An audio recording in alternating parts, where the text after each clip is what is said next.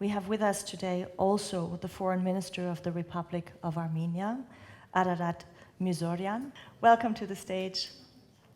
I believe you also have an equally important speech for us. Thank you.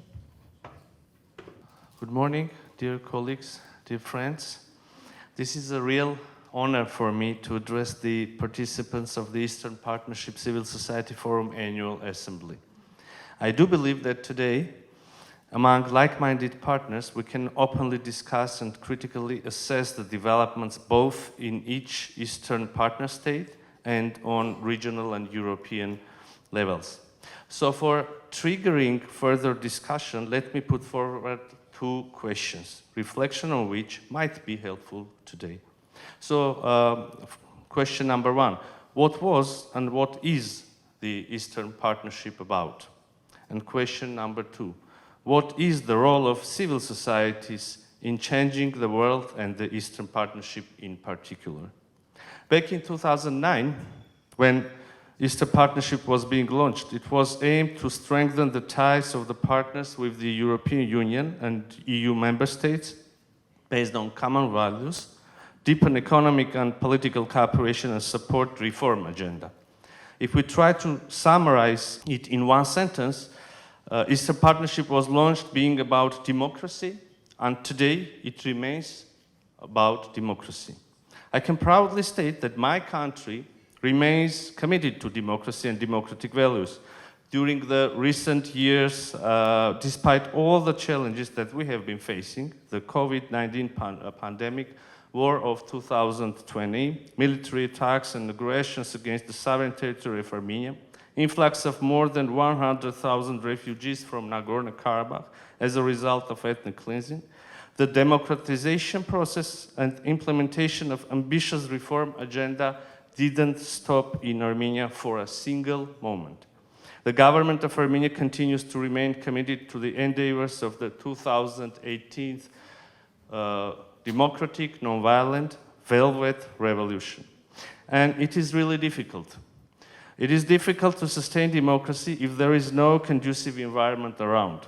The collapse of the European security architecture, rise of authoritarianism in the world, massive violations of the UN Charter on the one hand, and the democratic values on the other, make it necessary to seriously rethink how the EU should position itself. And this requires the European Union not only strengthening its links with Eastern partners, but also EU encouraging the cooperation among Eastern partners. In this context, I want to commend the European Commission's decision to recommend the European Council to open accession talks with Moldova and Ukraine and to grant candidate status to Georgia. This decision is welcomed not only by the government of Armenia, but also people of Armenia, who also have European aspirations. During the last several years, we have had an impressive record of joint work to bring Armenia and the European Union closer. We are cooperating on implementation of the reform agenda, on realization of flagship initiatives of 2.6 billion euros, and in many other fields.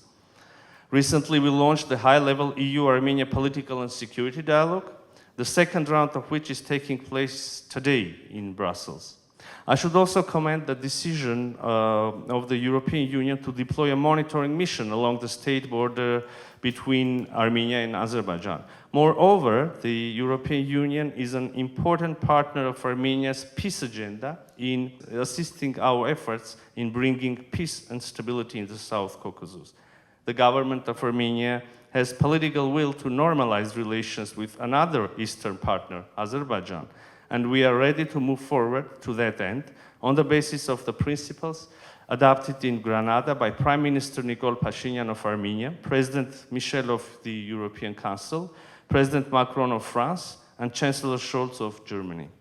Furthermore, as we believe that peace and stability in the Eastern neighborhood much depends on economic cooperation of the partners, Armenia has recently introduced the project of the Crossroads of Peace as a token of our commitments to the establishment of peace and cooperation in the region and beyond.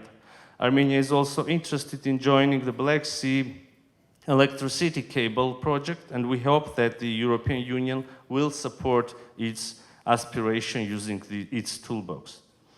Ladies and gentlemen, coming to my second question on the role of civil societies. I should confess that no government in the world is able to implement a development agenda, nor to combat the challenges alone, without you. The times that we are living through are not easy at all.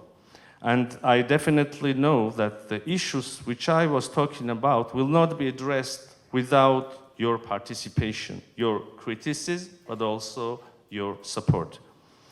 And here I thank you. And this is not the traditional thank you that we usually say at the end of our statements. I really want to thank you for the tremendous job that you are doing for Eastern partnerships, common cause, for our values, for democracy, for peace. Thank you.